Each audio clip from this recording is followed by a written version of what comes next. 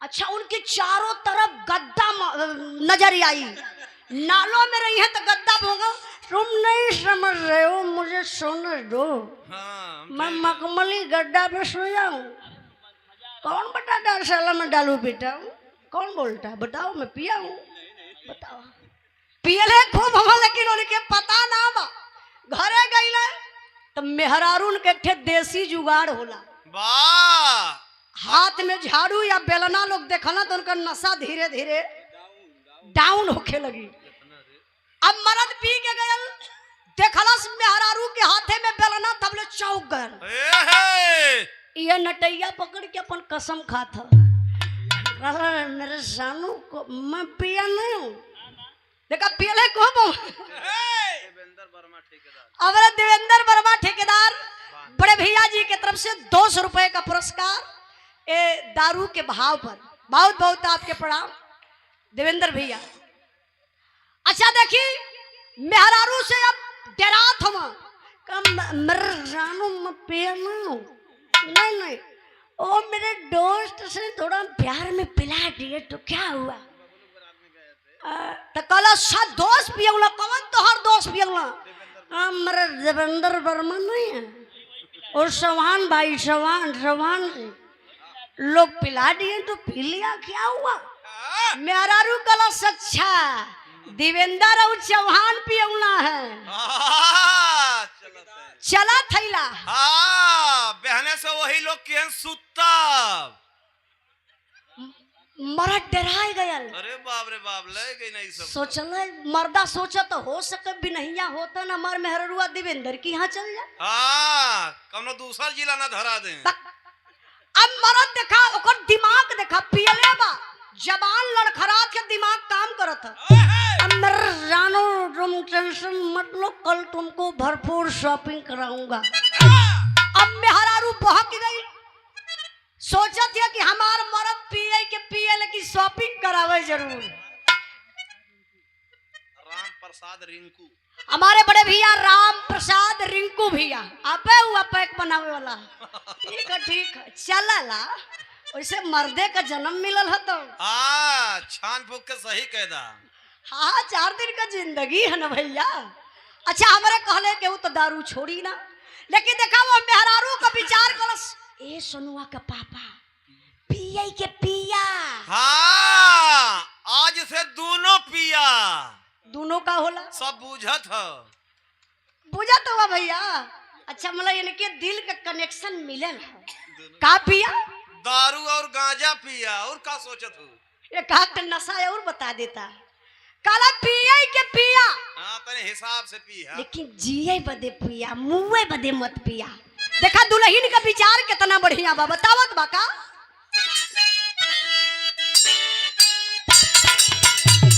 क्या बात है?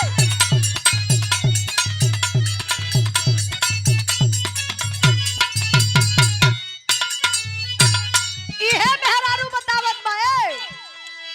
अरे जानी पिया राजा जी हो महुआ महकौआ।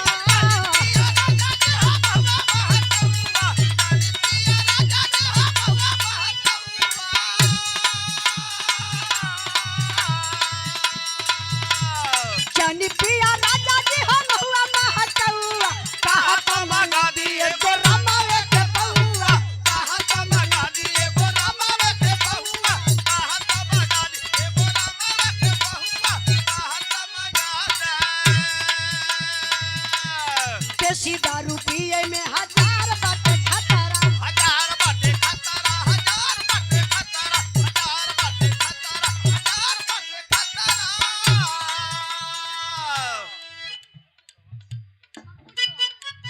हमारे बड़े भैया पप्पू चौहान आपके तरफ से उसे सही में आप ना पिएला, उतना हम मजाक में कहली है।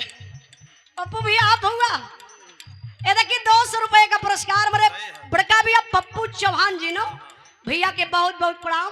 माई सरस्वती ऐसे बनौले रही है, कौन नशा करिया मत, वैसे दारू पी के मर्द घरे जाला है। हाँ, मेहरारू लगे ना बनी, कहे इतना मुंह महकेला। अच्छा भैया कुल तो के कैसे पता हो? हाँ मास्टर साहब बताओ मैंने। शुरू तो हर काल मिल रहा था। आई कहना बा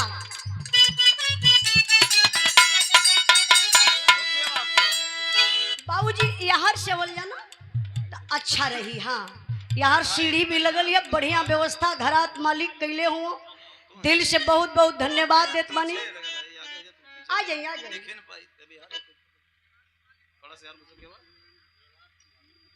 एक घरात मालिक की व्यवस्था ना।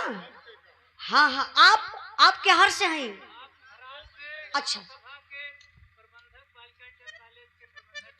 अच्छा अच्छा। ओ बड़े ही सम्मानित व्यक्ति आप गुरुजी हर अवलगल हो। अच्छा चलिए ठीक बा। बालिका इंटर कॉलेज दौलताबाद। ए दादा दादा ही भैया फोटो ला ले होता बुलावत रहना है। गुरुजी अवल जा यह कुल तो प्यार बई यह कुल तो यादगार रहला। हाँ,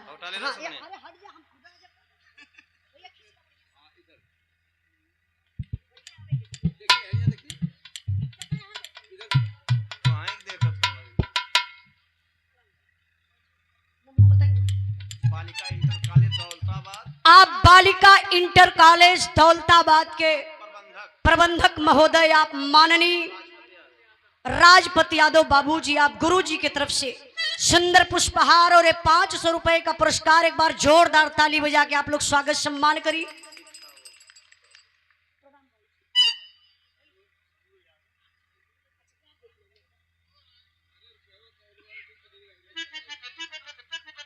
छन्नू यादव बाबूजी दौलताबाद के धरती से ये सुंदर पुष्पहार और 500 रुपए का पुरस्कार देकर के आप सम्मान किए।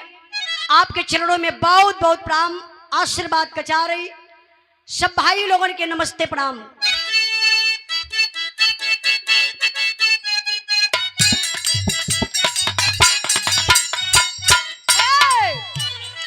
जेकर भाईल पापिया हूं त मजा मारी है, जेकर भाईल पापिया हूं त मजा मारी है। हाय जाड़ा मेरा रूहवा का करी है, हाय जाड़ा मेरा रूहवा का करी है, हाय जाड़ा मेरा रूहवा का करी है, भैया का करी है, बाबू का करी है। हाय जाड़ा मेरा रूहवा का करी है, हाय जाड़ा मेरा रूहवा का करी है। जेकर भाईल पापिया हूं त मजा मरी है, हाय जाड़ा में रड़ुहवा का करी है। बारात करी है। ललचाई है। अच्छा यार से भैया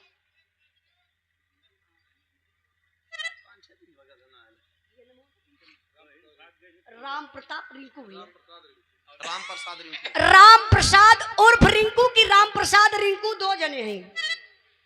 अच्छा राम प्रसाद उर्फ रिंकू भैया आपके तरफ से सुंदर पुष्पहार और नहीं 200 ना भैया तनिक सही से देखा तो ये 300 रुपए का पुरस्कार। 200 रुपए वहां कहा गई? आपका ध्यान किधर है? पैसा इधर कम है, मधुशाला उधर है। हम जा